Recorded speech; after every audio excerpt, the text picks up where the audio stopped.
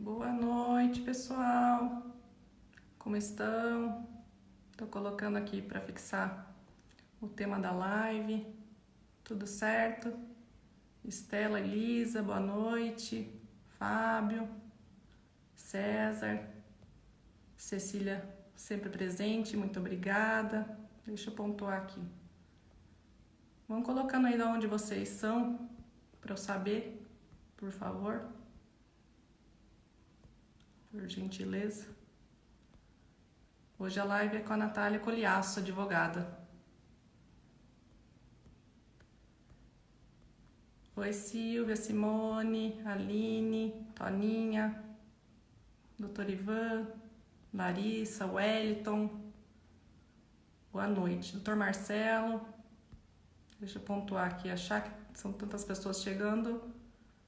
Eu preciso achar aqui o tema e chamar a nossa entrevistada dessa noite, a Natália. Depois eu marco aqui a hora que ela entrar. Aqui. Fixar comentário. A gente vai aprendendo, evoluindo, né? Então, vamos chamá-la, né? Para tratar sobre o direito frente à pandemia. Esclarecer as dúvidas de vocês. E as perguntas que eu tenho também, conforme o nosso roteiro. Eu vou chamá-la, tá, pessoal? Só um minutinho, aguenta aí. Deixa eu lembrar, antes de chamá-la. Quem puder, clica aí no coraçãozinho, porque daí notifica o Instagram que a gente tá ao vivo e chama mais pessoas. E também aqui embaixo, ó, tem o símbolo do aviãozinho. Manda para as pessoas que vocês acham que têm interesse no assunto e que daí a gente chama mais pessoas por aqui, né? Vamos espalhar a informação. Só um minuto, vou chamar a Natália.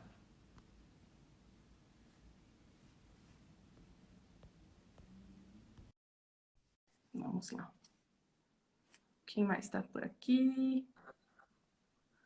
Olá, boa noite. Oi. Tudo bem?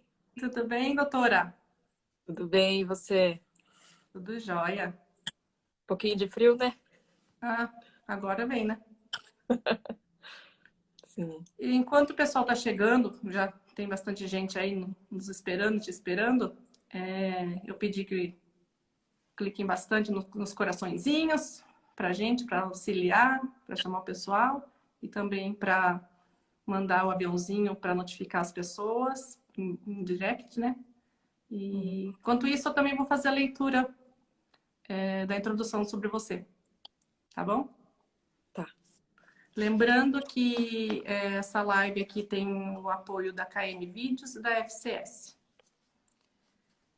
Ela é advogada com pós-graduação em Direito e Processo de Trabalho, além de Direito Público. Também é palestrante e escritora.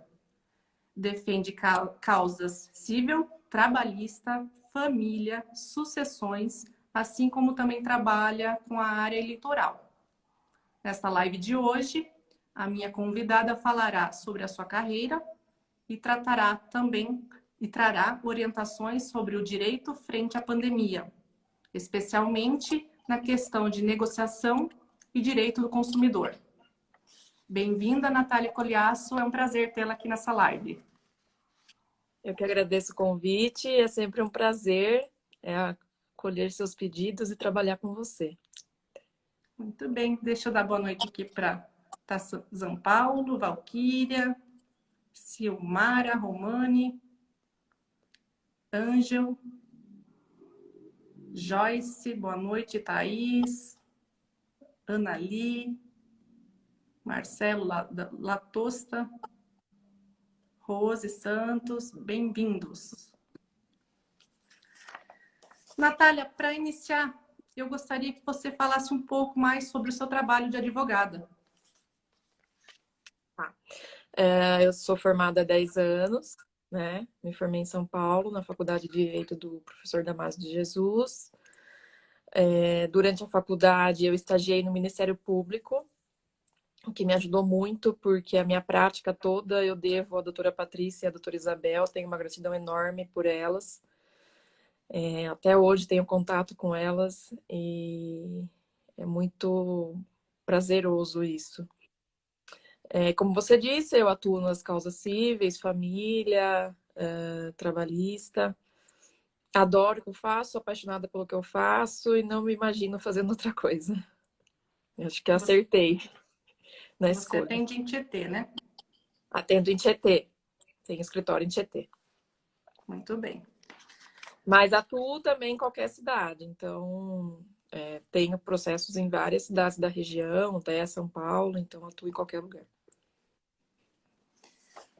Então vamos lá. Natália, a pandemia do coronavírus não só desafia a medicina e os sistemas de saúde, como também a organização do Estado, da sociedade e os limites dos direitos e das liberdades constitucionalmente garantidos. Quais os impactos atuais e futuros dessa pandemia no poder judiciário brasileiro e também na vida da população em geral? Tá. A princípio, no mundo jurídico, né? A gente está praticamente 2 meses com os fóruns fechados. A gente não está tendo audiência, a não ser que seja audiência de urgência, e ainda assim está sendo tudo por videoconferência, né? Porém, os prazos, desde o dia 4 de maio, eles voltaram a correr. Por quê? Porque os processos, na maioria, eles são digitais. Então, tem como nós, advogados, termos acesso aos processos, darmos entrada em processos, porque eles são digitais. Só que os processos físicos, aqueles que restaram ainda, eles não voltaram os prazos. Então, infelizmente, eles estão suspensos, né? Mas os outros, sim, tá tendo andamento normal, porém sem audiência. Então, essas audiências que tinham sido marcadas, que tiveram que ser canceladas, semana passada eu comecei a receber a intimação de que elas estão sendo marcadas a partir de outubro. Então, só a partir de outubro, acredito que a gente vai começar a ter audiência de novo. Isso porque, para fazer audiência, às vezes uma parte de uma cidade, outra de outra, então sempre tem esse fluxo de pessoas, né? O que atrapalha esse momento que a gente quer não evitar o contato, né? Então, a princípio, nos fóruns foi isso. Com relação aos direitos, o que eu vejo assim que foi um dos direitos constitucionais mais Impactados? mitigados, né? Mitigados, foi a irredutibilidade salarial. Que a Constituição ela não permite, né, que tenha a irredutibilidade salarial, porém, com a MP 936, passou a ser permitido e o STF confirmou. Então, quando questionado, o STF disse que sim, que no momento que a gente está vivendo, como é um momento de força maior, onde são fatos imprevisíveis, né, e consequências inevitáveis, que teria que ser alterado isso, a questão do salário, e o salário dos funcionários, infelizmente, ele pode ser afetado, e está sendo, né? A gente está vendo aí que está sendo. Com relação aos impactos futuros, eu vejo muitas demandas, né, que podem surgir. No momento, o número de processos ele diminuiu, né, de entrada de processos diminuiu, porém, após tudo isso, eu vejo muitos processos, porque muitos direitos eles estão sendo mitigados, estão deixando de ser observados. Então, muitas demandas vão ser propostas e eu vejo também os juízes interpretando de outra forma a lei, né? Eu vejo que eles estão sendo mais, tendo mais compaixão, né? Não estão sendo tão legalistas. Eles estão tendo mais amor ao próximo, assim, nas decisões deles. Muito bem. Deixa eu dar boa noite para o Ricardo Pascoal, L. Ribeiro, Brilho Adicional Semijoias, Heloísa Dias, Gi Lima, Ana Flávia Ferraz, Banda Regra 3, Distinip, Débora Cervelin, Ivaldo, boa noite, Celina, muita gente aqui. Obrigada, pessoal. E vai notificando aí os seus contatos do WhatsApp para mais gente ter acesso à informação, por favor. Natália, nesse período excepcional relacionado ao novo coronavírus, a Lei 13.979, que condiciona as imposições a evidências científicas e garante aos afetados o direito de serem informados sobre o seu estado de saúde, de terem assistência familiar, tratamento gratuito e pleno respeito à dignidade e às liberdades fundamentais. Tudo isso está sendo cumprido na sua totalidade, perdão? Infelizmente, quase nada, né? Do que a gente vê, assim, a saúde, ela não está sendo garantida a todos, né? Em muitos estados, a gente já vê que os profissionais da saúde eles estão tendo que escolher quem eles vão salvar, porque não tem leitos disponíveis para todo mundo.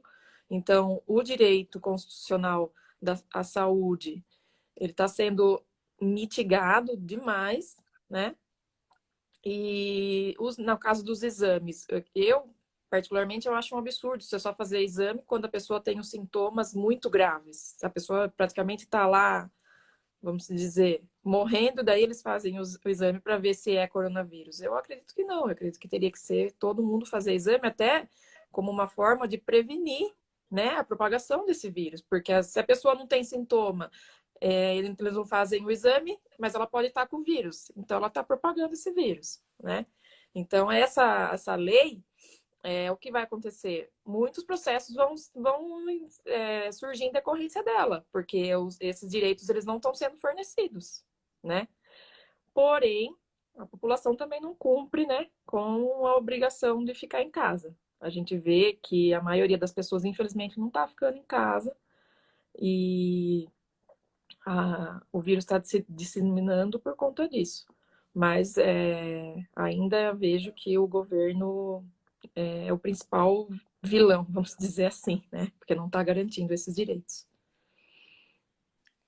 Deixa eu dar boa noite aqui para o Fábio, para a Rô, Francis, boa noite, Angela Robleski, Rafael Landucci, bem-vindos. Natália, diante do cenário atual, em que a sociedade passa por inúmeros problemas sociais, é necessário abordar sobre alguns dos direitos essenciais da pessoa humana, né? Conta aqui, quais são esses direitos que precisam ser amplamente divulgados? Todos esses nossos direitos, eles estão na Constituição Federal. É importante que todo mundo saiba que a Constituição é a nossa lei maior, né? Então, todas as outras leis, elas têm que ser compatíveis com a Constituição. Na Constituição, no artigo 5º, ele diz que a gente tem direito à vida, igualdade, dignidade, segurança, honra, liberdade e propriedade. Ou seja, ninguém pode ter esses direitos feridos, né? Caso tenha, gera uma demanda, pode gerar uma demanda. O artigo 6º, ele também vem dizer dos direitos sociais, que daí entra educação, saúde, trabalho, previdência social, lazer, segurança, proteção à maternidade e à infância, né? Todo ser humano, ele já nasce com esses direitos. A partir do momento que ele nasce, ele já tem esses direitos. Então, o Estado, ele não tem que dar esse direito a ninguém, né? Porque nós temos esses direitos e esses direitos nos garantem a dignidade da pessoa humana. Então, todo ser humano que se sentir lesionado em qualquer desses direitos, ele tem direito à reparação. Boa noite, César Delou. Tudo bem? Natália, nesse caso, a pessoa se sentiu mais ligada ao coronavírus. Ela quer buscar os direitos dela. Quais as dicas você dá na questão do exame em si? Para quem tem... difere, assim, para quem tem o plano de saúde e para quem vai pelo SUS? Como que funciona nesse sentido? Então, o plano de saúde, eles não estavam querendo realizar os exames, né? Mas a ANS, ela soltou uma norma, né? Uma orientação de que os planos de saúde, eles têm que realizar esses exames. Mas desde que tenha prescrição médica, né? Então, os médicos, eles têm que prescrever. Aí, o paciente, ele tem que entrar em contato com o plano de saúde para que o plano de saúde informe qual é o laboratório que vai fazer esse exame. Porém, o plano de saúde da pós, que tem o pedido médico, ele não pode se negar a fazer o exame. Então, assim, quem tem plano de saúde não precisa estar sofrendo ou morrendo para poder fazer o exame, né? O que acontece no SUS, você tem que chegar lá e estar com muitas evidências que você está com coronavírus para eles pedirem esse exame. No plano de saúde, se o médico pedir, o plano tem que fazer o exame. E se negar, dá para entrar com uma ação pedindo antecipação de tutela e o juiz vai obrigar o plano de saúde a fazer esse exame. Entendi. Natália, como os poderes legislativo, judiciário e executivo estão apreciando as relações consumeristas frente a uma situação inédita de precariedade nos setores econômicos e sociais? Eles estão, de fato, priorizando as vias conciliatórias para a resolução pacífica desses conflitos? Sim. Os consumidores, né, por definição, por lei, eles já são vulneráveis. O que é isso? Eles são considerados a parte mais fraca da relação, né? Com essa pandemia decretada força maior, né, que como eu disse, é uma situação inevitável, com consequências inevitáveis, né, uma situação imprevisível com consequências inevitáveis, o consumidor foi colocado mais ainda num estado de vulnerabilidade, né? Veja, por exemplo, os contratos de aluguéis de quem tem comércio. Então, o que está acontecendo nos tribunais, eles estão forçando a renegociação desses contratos, tá? Para que assim as partes tentem se conciliar, né?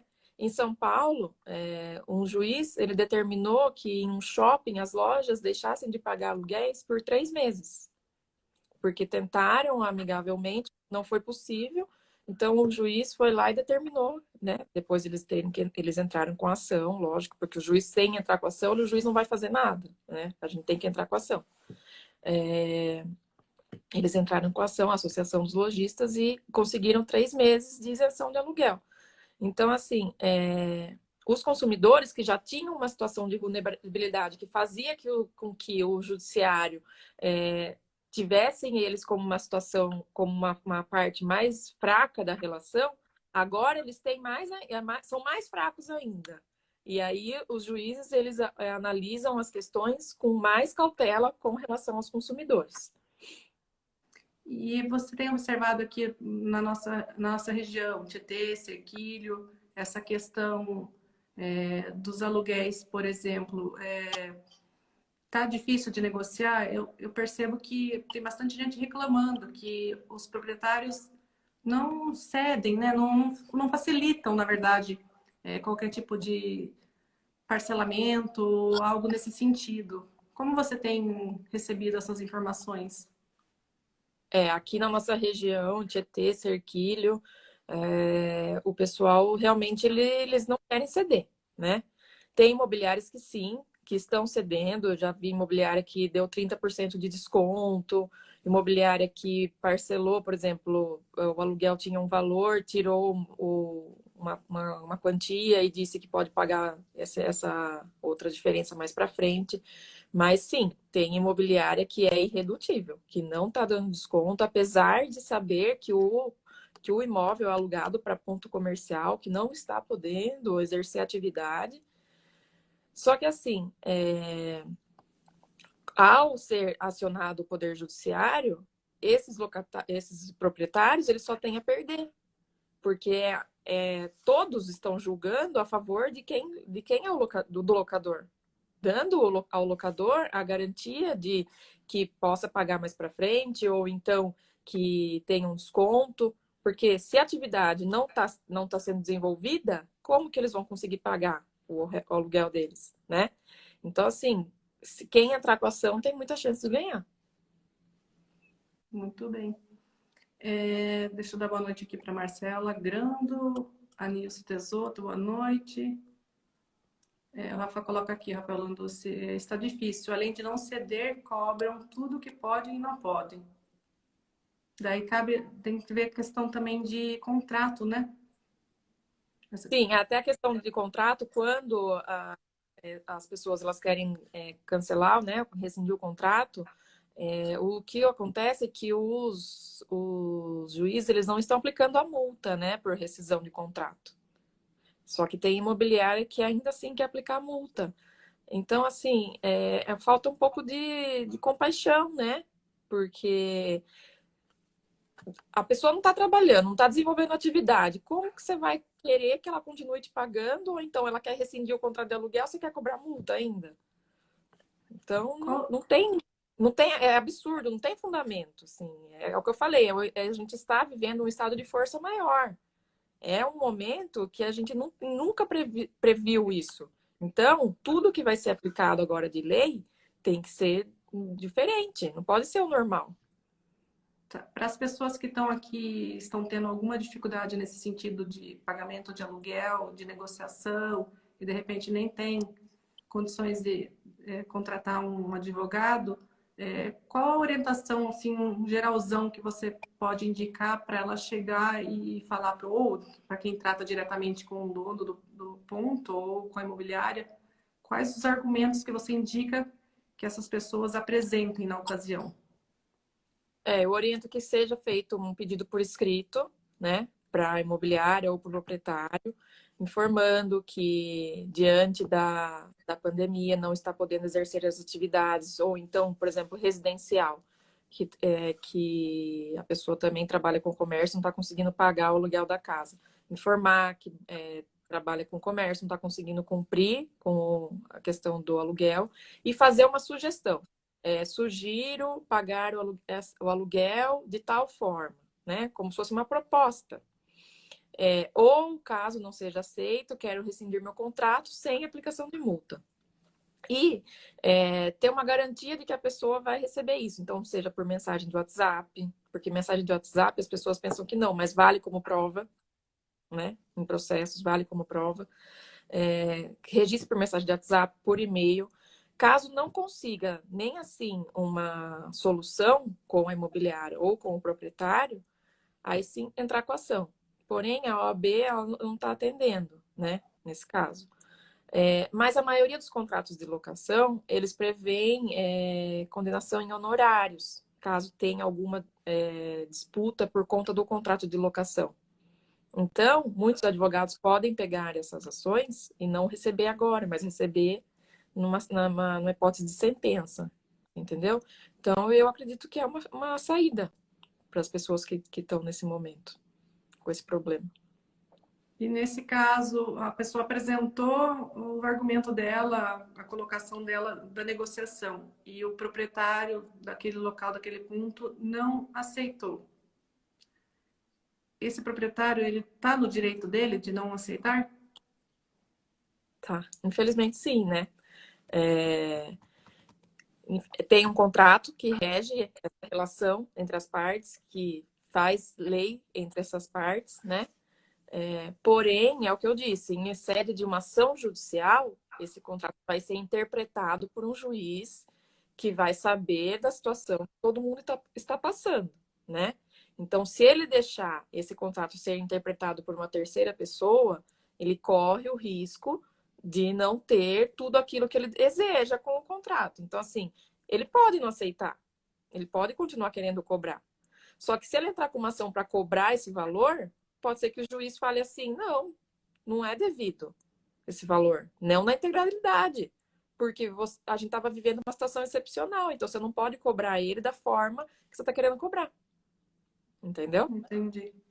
E no caso daí, ele não aceita e a pessoa tem que sair imediatamente daquele ponto? Como que funciona isso? Não, não tá sendo decretado despejo, ordem de despejo não está sendo decretado agora, nem em prisão de alimentos também não está sendo decretado.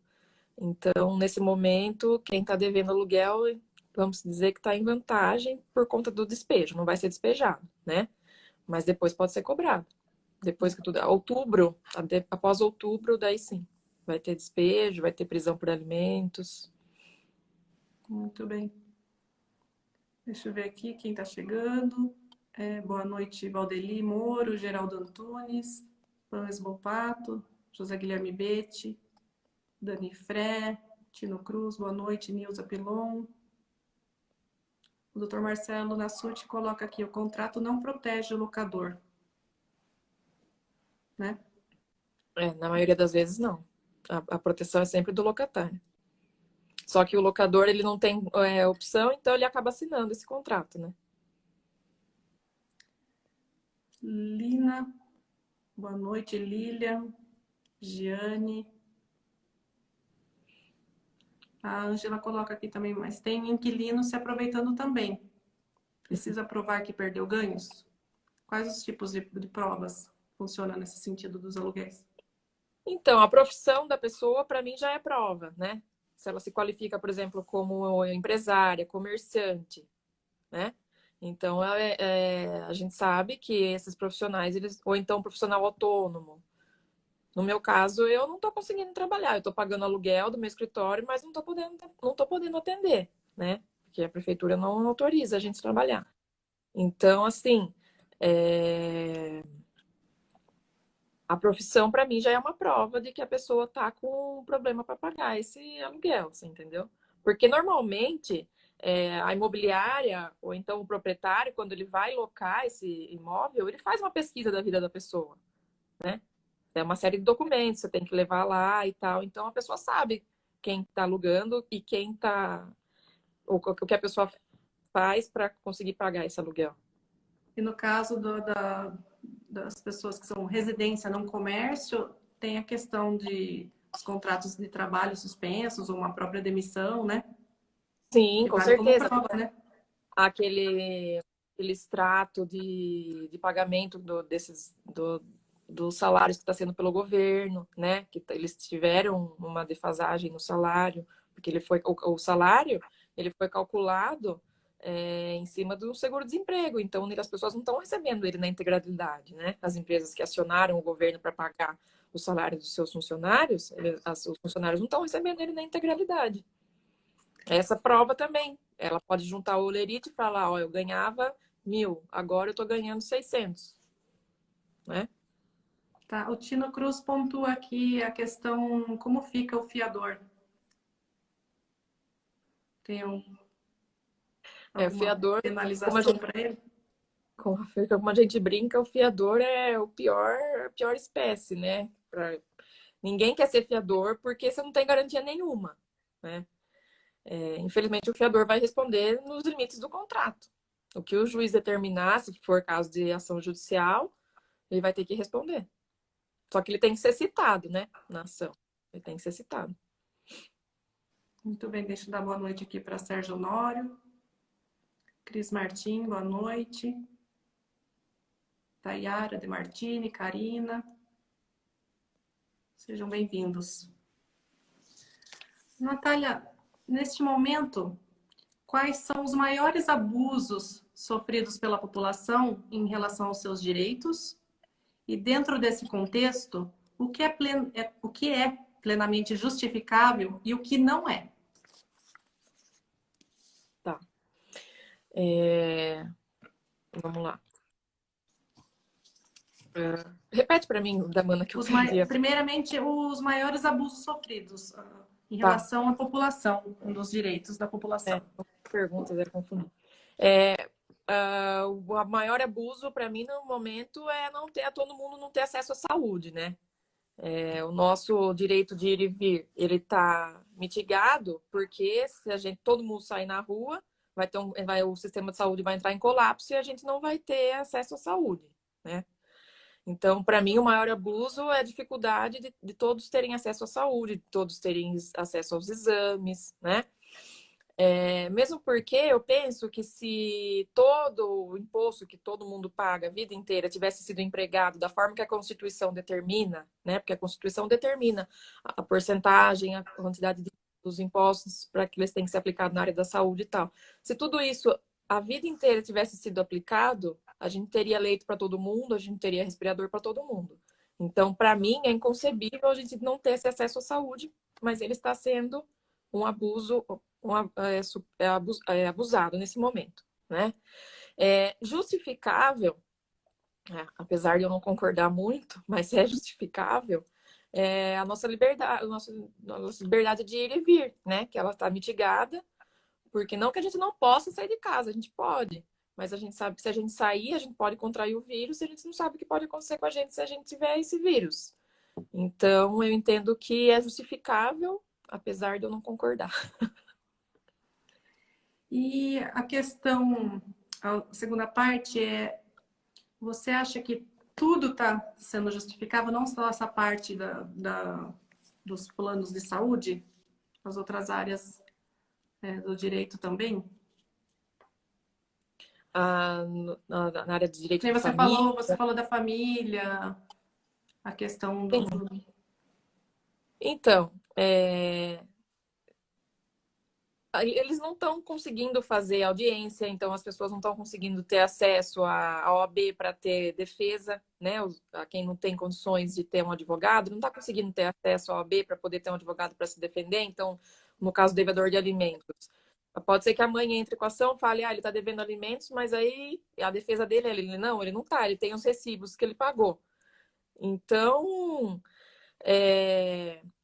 eu penso que, assim, diante dessa situação inevitável que a gente está, né? Sim, porque é um momento que a gente nunca viveu isso, a gente vai ter que aplicar as normas interpretando conforme o momento, né? Porque a gente não tinha leis que dispusessem sobre esse momento. Então é tudo na base da interpretação. E essa questão de alimentos também é bem delicada, né? Porque, embora a pessoa esteja no direito de não pagar, como fica a criança, né? Num momento desse É. tão difícil, né? E a criança está continuando comendo, né? Está continuando usando a luz na casa, a água. Muitas vezes a mãe, né? Ou o pai, que seja, também está sendo afetado na questão do emprego, né? É Com bem certeza. complicado. Com certeza. O, o doutor tem duas coisas aqui pontuadas. Primeira é sobre os funcionários públicos contratados, os não efetivos que estão sendo dispensados. É correta essa atitude? Então, como eu disse, é tudo uma questão de força maior, né? É uma questão, a gente está vivendo uma situação imprevisível. Não tinha como o poder público prever que isso aconteceria. Então, o que aconteceu? O poder público contratou esses profissionais, acreditando que eles iam ser úteis durante o ano letivo. A maioria é na área da educação, né?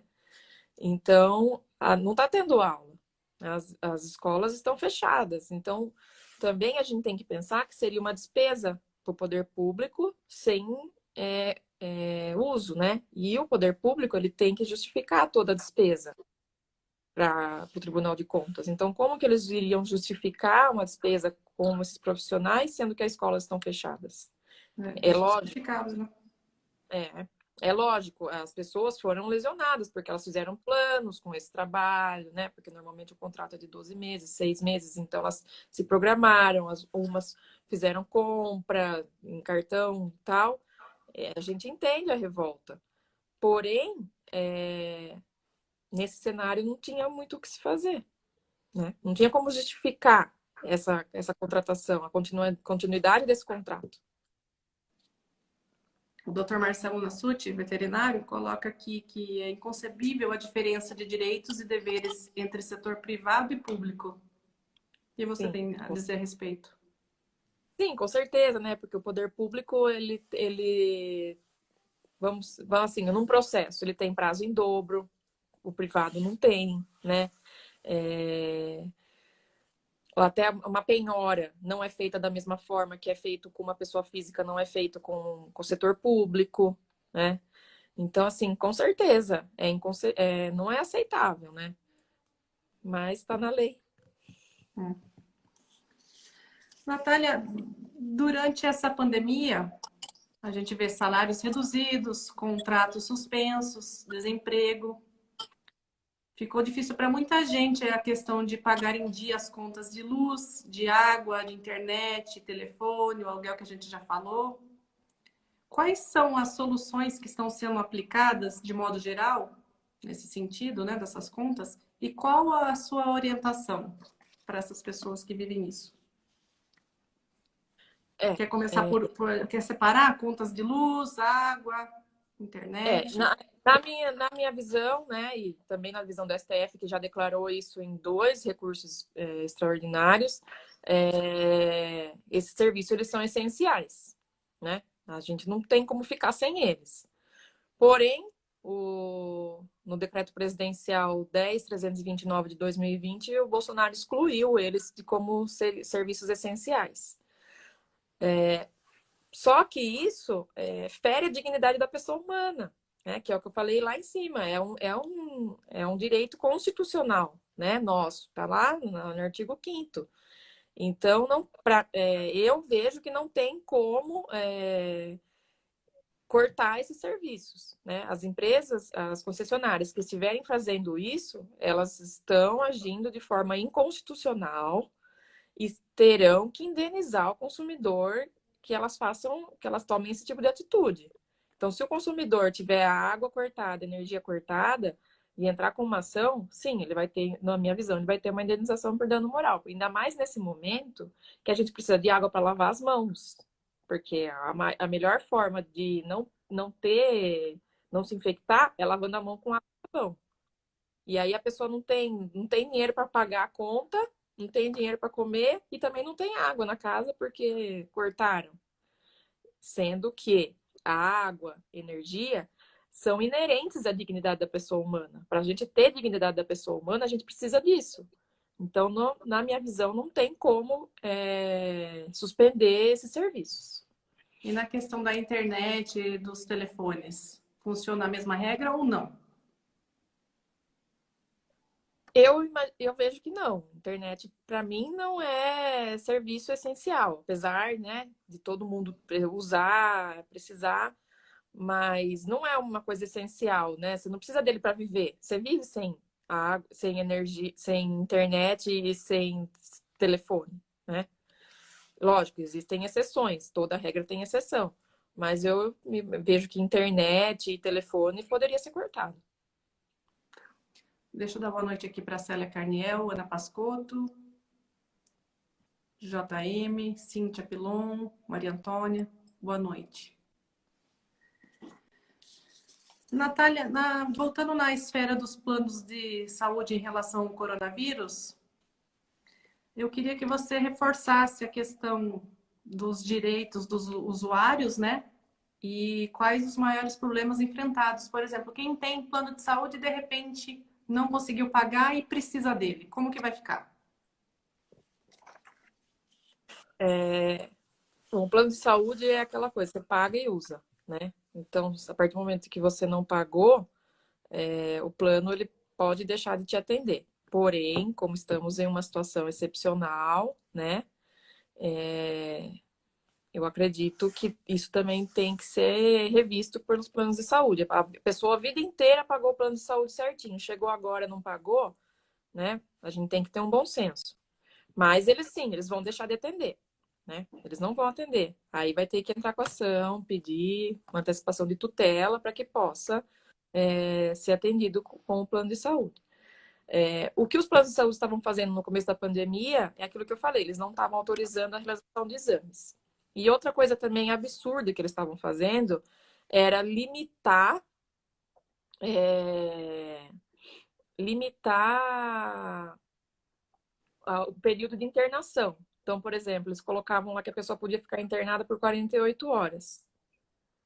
Isso não existe. A pessoa tem que ficar internada pelo tempo que o médico prescrever. Então, o plano de saúde, ele não pode estipular o período que a pessoa vai ficar internada, porque ele não tem competência para isso. Quem tem aptidão para determinar o tempo que a pessoa vai ficar internada são os médicos. Outra coisa que eles estavam fazendo, eles não estavam encarando a situação de internação pelo coronavírus como situação de urgência e emergência. Então, quem estava no período de carência não estava conseguindo ficar internado. Mas aí, várias decisões já nesse sentido de que sim, é período de urgência e emergência, então as pessoas têm que ficar internadas mesmo que estejam no período de carência. Natália, o Marcos Abreu coloca aqui, segundo lei aprovada na última sexta-feira, os planos não poderiam suspender o atendimento e o usuário poderá efetuar os pagamentos após 31 de dezembro. Então, essa lei está faltando ainda uma aprovação, né? Tá. Então ela não tá ainda aprovada. Essa questão do coronavírus, Natália, que a gente vê por aqui, já até fiquei sabendo, a questão é de casos confirmados e a questão da exposição, que nem teve um caso em Serquilho, que a senhora faleceu e nas fontes oficiais, né, anunciaram essa morte por Covid-19, mas a família insiste em dizer que não. Eu não sei até que ponto eles estão por dentro dos exames e tudo isso, né? Mas eu queria que você falasse, na verdade, a questão que falou, vou pedir uma indenização. Minha mãe não morreu disso. Como que pode ser tratado esse relacionamento, né? Entre hospital e família e tudo isso para não gerar tanto estresse e esses desgastes?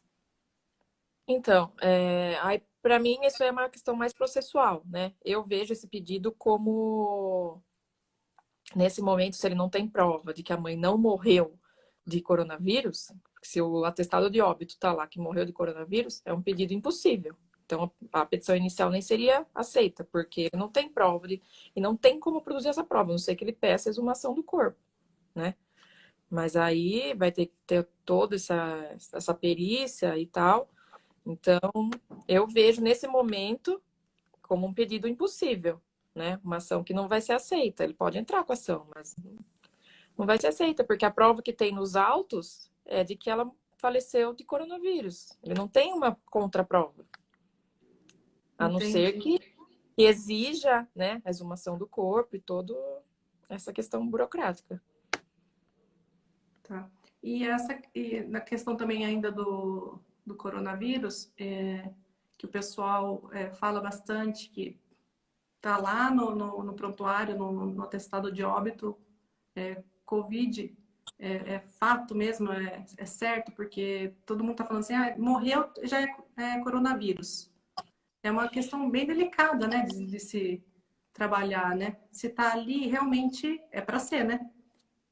Sim, é o profissional da saúde que atestou, né, esse óbito, ele tem que responder por isso, né? Então, se não for, né, se realmente não for, até esse profissional da saúde, ele tem que responder por isso. E tem Porque contraprova, assim, por exemplo, deu, mas eles falam, não, não é. Consegue pedir ou só por meio da justiça, ou mesmo assim vai ser de caso para caso? vai ser de caso para caso, por meio da justiça, e vai ter que pedir exumação, né, do corpo para fazer um novo exame. Entendi. E ainda tem o período, né, porque o vírus, ele sobrevive por um período de tempo, que isso eu já não sei, né, porque não sei, não é da minha área. Mas essa exumação teria que se dar nesse período, né? Então, se ela não se der, não vai nem adiantar a exumação. Porque se já passou o período de que o vírus se sairia vivo, não tem como fazer a exumação. Muito bem. Deixa eu dar boa noite aqui para Ia, para Priscila Ferreira, boa noite. Fré, boa noite. A Cecília Flori coloca aqui, na verdade, tudo é questão de bom senso também, né? Essa É, questão o que do eu disse, a direito. gente não tem lei, né? Assim, agora estão surgindo medidas provisórias e tal, mas a gente não tinha lei para tudo. Então, lógico, tem que ser aplicado o bom senso. Natália, e na lista dos procedimentos obrigatórios para os beneficiados dos planos de saúde, o que você lista para eles saberem? Agora, no momento do Covid, É, realização de exames, né?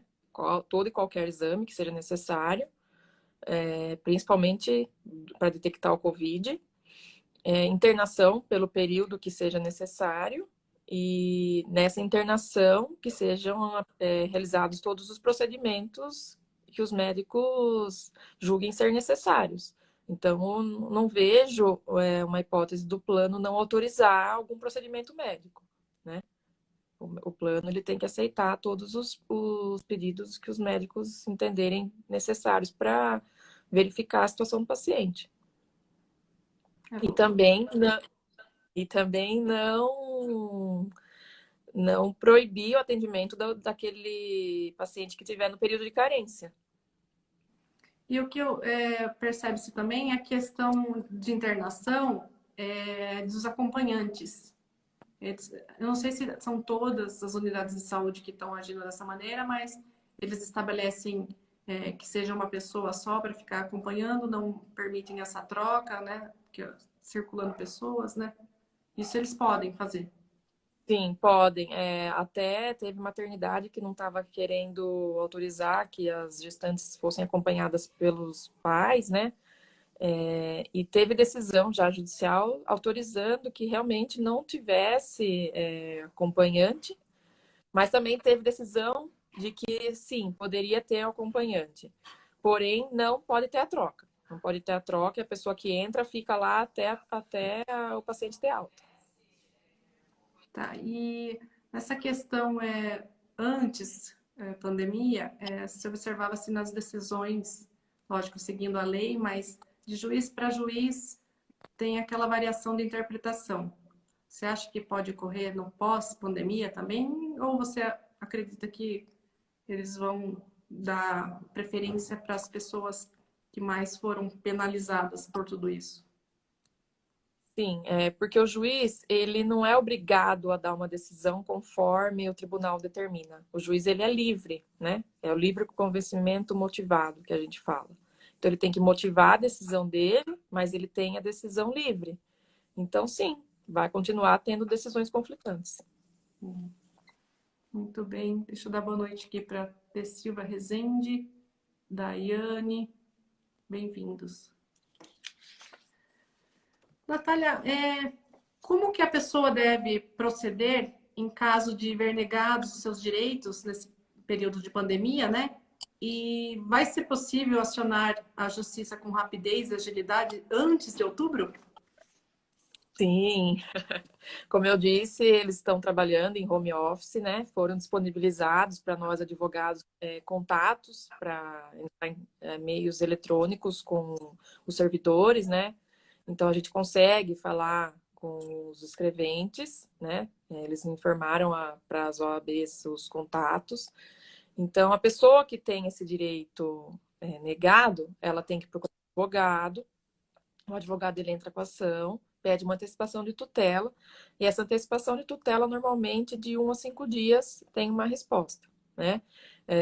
Caso seja um caso muito urgente, o advogado ele entra em contato com esse servidor, né, por esses meios que foi fornecidos, e avisa, né, que o caso é muito urgente, que precisa dessa decisão, e com certeza os juízes eles estão analisando, eles estão sendo bem tranquilos com relação a isso.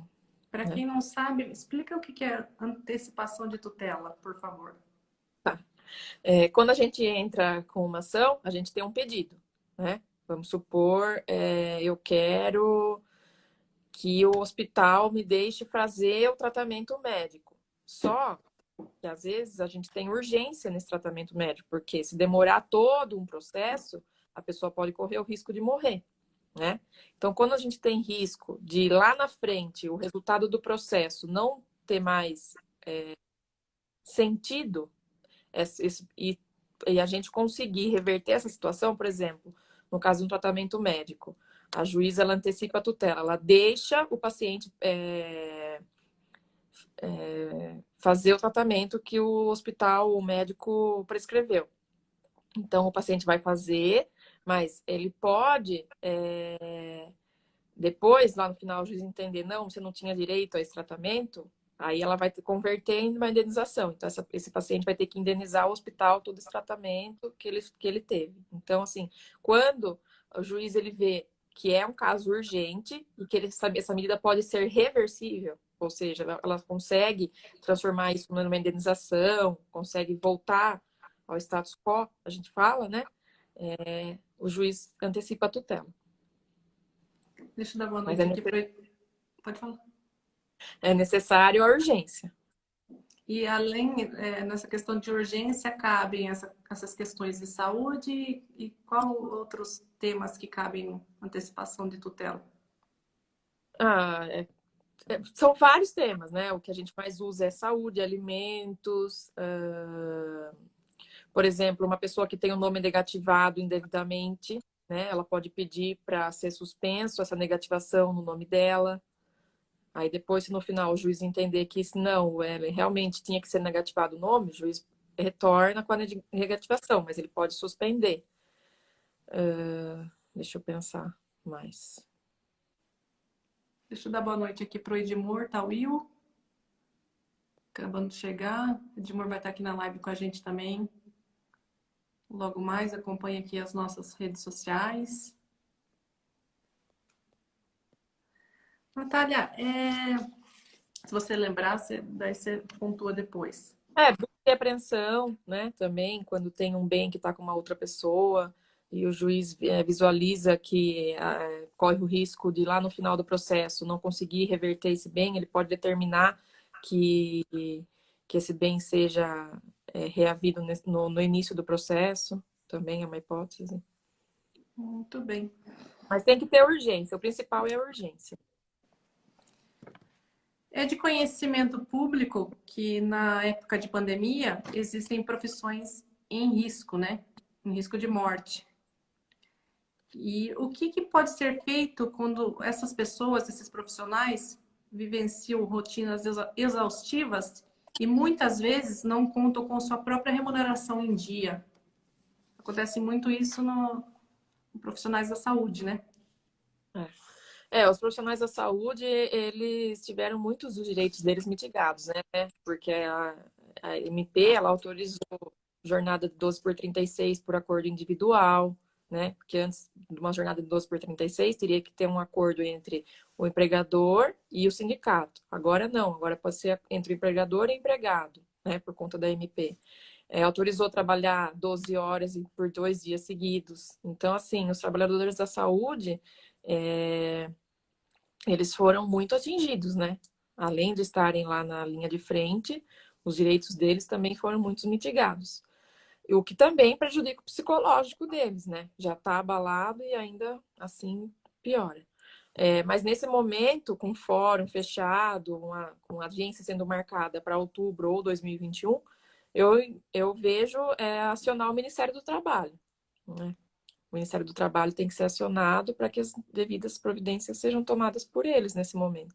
E depois, quando tudo normalizar, entrar com uma ação pedindo, né, o salário que não recebeu, com as devidas multas, porque quando o salário não é pago em dia, a CLT dispõe que tem multa e tal. Então, depois, né, que passar tudo isso, na verdade, dá para entrar com ação agora, mas a audiência só vai ser depois. E na questão desses profissionais que estão na linha de frente e não têm a sua remuneração em dia, existe alguma lei no sentido de que eles podem se negar a trabalhar por conta disso? Por falta de pagamento? Ou não? Eles precisam, mesmo não estando recebendo, eles Sim. precisam estar lá. Sim, tem a possibilidade que a gente chama de rescisão indireta, né? Quando o empregador ele deixa de cumprir com os deveres dele como empregador, o funcionário ele pode pedir a rescisão indireta, o que significa uma modalidade de rescisão contratual, onde o empregador ele tem que pagar para o empregado a rescisão como se o funcionário tivesse sido demitido e não pedido demissão.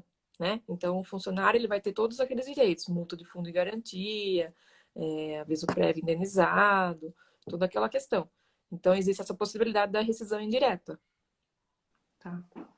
A Célia Carnel coloca aqui, os comerciantes que estão sendo prejudicados pelo isolamento social não podem no futuro entrar com uma ação de perdas contra o Estado? Então, nesse momento eu não vejo por conta que foi decretado o estado de força maior, né? Que é aquilo que eu falei lá no começo. É uma situação imprevisível com consequências inevitáveis. Então, assim, poder entrar com a ação, a gente pode entrar com a ação que a gente quiser. Mas se a gente vai ganhar, eu não vejo chance de sucesso, porque é uma pandemia, né? É o mundo inteiro que está vivendo isso. Então, não foi só o Brasil que teve que tomar esse tipo de atitude, não foi só o estado de São Paulo, não foi só Tietê. Então, o mundo todo, né? Você vê a Europa ficou fechada 2 meses, agora que eles estão voltando e lá, foi 2 meses de lockdown, não foi nem como aqui, né? Então, assim, eu não vejo chance de ação ser julgada procedente. Entrar com ação pode. Mas Mas tem julgada aquela procedente. questão também de você entrar e de repente você perder a causa e daí virar o feitiço contra o feiticeiro, vamos dizer assim, né? Você tem que pagar com Porque tudo, né? toda vez que a gente entra com a ação, né, a gente tem que pagar despesa processual. Se a gente comprova que não tem como pagar, a gente pede a justiça gratuita e aí não precisa pagar. Mas você tem que comprovar que você não tem como pagar. Então, dependendo do seu salário, você não vai conseguir justiça gratuita. Aí, se você perde a ação, você tem que pagar honorário, você tem que pagar todas as despesas processuais, custos processuais. Realmente, é que nem você falou, feitiço vira contra o feiticeiro. Deixa eu dar boa noite aqui para Lilian Bertola, Célia Milaré, boa noite. Deixa eu ver. Léo Bertanha, Love WE, boa noite. Kátia Grando, bem-vinda. Natália, estamos passando por situações onde todos os padrões anteriores não estão sendo mantidos, né? Sairemos dessa pandemia certos de que é preciso um novo modelo de resposta ajustado e compatibilizado à legislação brasileira? Você acredita que quando a saúde e a segurança forem contrapostos às liberdades e garantias individuais, encontrar um ponto de equilíbrio na legalidade poderá não ser tarefa tão fácil? Tá. Como eu sempre digo, a lei ela é feita de acordo com aquilo que a população está vivendo, né? Então, as leis elas vão ser feitas de acordo com a realidade da população. Então, nessa situação excepcional que a gente está vivendo, sim, muitas leis podem vir como já estão vindo, né? Na verdade, não são leis, algumas leis, outras medidas provisórias, para regulamentar essa situação. Então, sim, vai ter mudanças na forma de julgar, na forma de legislar, na forma de interpretar. Agora, a questão que você falou de ser fácil ou não, nunca foi fácil, né? Porque todo mundo tem o seu direito, como eu disse lá em cima. A gente tem o direito constitucional nosso, né? Nossos direitos e nossas garantias. Mas o que os aplicadores do direito eles fazem, eles colocam os dois direitos numa balança, né? Então, sempre o direito da coletividade vai falar mais alto. O que é mais importante nesse momento? Que as pessoas possam sair de casa ou que elas continuem vivas? Eu vejo o direito à vida ser maior do que o direito de ir e vir. Então, a gente coloca na balança e mitiga o direito de ir e vir. Mas não é fácil, né? Porque cada um interpreta de uma forma. Natália, a gente está chegando ao final da live. Eu gostaria que você se despedisse e aproveito também para deixar um grande abraço para todos que estiveram por aqui com a gente nessa live. A palavra é sua. Fique à vontade. Eu agradeço o convite, né? É sempre um prazer trabalhar com você, eu adoro. Adoro você. Tem uma pessoa aqui que quer aparecer. Uma luzinha? Oi, Malu. Oi. Tudo bem? Manda um beijo pro pessoal que assistiu sua mãe. E eu acho que esse é o momento de todo mundo entrar em reflexão, né? De mudar nossas atitudes, de a gente ver que realmente a gente precisa de mudança, porque do jeito que a gente estava vivendo não estava dando certo. E o principal é ver que todo mundo é igual, porque essa pandemia mostrou isso, que todo mundo é igual. Você pode ter o dinheiro que for, você pode morrer dessa doença, porque a gente não sabe ainda a cura dela. Ninguém pode sair de casa, né? Porque você pode conseguir viajar, mas você não pode sair de casa. Então, assim, dinheiro não classifica ninguém. Nós somos todos iguais e nós temos que ter amor ao próximo. Pensar que todo mundo é igual e sempre pensar se o outro ia gostar da atitude que a gente está tomando se fosse com a gente. Muito bem. Quem Isso. puder, né? Fique em casa, né? Exatamente. Quem puder, fique em casa. Apesar de estar todo mundo saco cheio, mas tem que ficar em casa. Então a gente vai ficando por aqui, pessoal. Um super beijo a todos que acompanharam a live e até uma próxima. Amanhã Obrigada. eu vou estar com o professor Ivan Marcon. Acompanhem aqui. Um beijo. Beijo, Malu. Tchau. Tchau. Até a próxima. Até. Tchau. Tchau. Obrigada. Obrigada.